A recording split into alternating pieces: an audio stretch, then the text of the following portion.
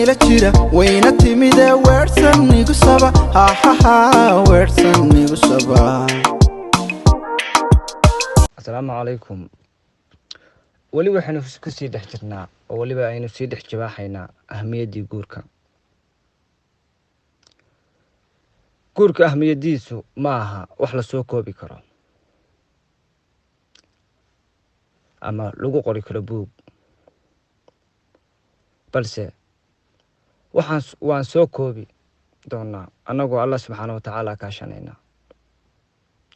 qoraalo fara badan oo ka hadlaya ahmiyadda guurka noo leeyahay haddaan nahay guud ahaan ummadda islaamka, gaar ahaan bahweynta Soomaaliyeed. ahmiyadda guurku waxaa ka mid ah dhismaha qoyska muslimka ah, kaasoo hantiya ama hela nolosha ugu wanaagsan ee uu ku noolaado qofka bini'aadamka ah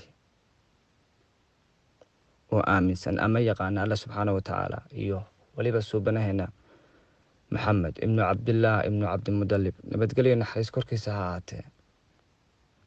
dhismaha qoyska muslimka ahi waxaa ku sugan faa'iidooyin waaweyn sida dhowrsanaanta labada qof ee nolosha wadaagaya, tartanka dadka muslimiinta ah oo si aad u bata meesha uu maanta joogo ahi, joogshadaha xumaha sida sinada, khamriga, daroogada, sigaarka, jaadka, balwadda noocyada kala duwan, kuwaas oo saameyn xun ku reebay muddooyinkii dambe dalka. sidoo kale dhismaha qoyska muslimka ahi waxaa ka dhalanaya in la helo awlaad qiimo badan, kuwaas oo leh akhlaaq iyo tarbiyad wanaagsan oo ay weheliso dhowrsanaan, dhaqan suuban.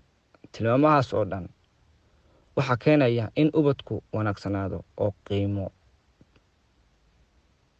bato. aad baad mahadsantihiin dhammaan asxaabtayda. mawduucii ahmiyadda guurka intaas ayuu ku dhan yahay.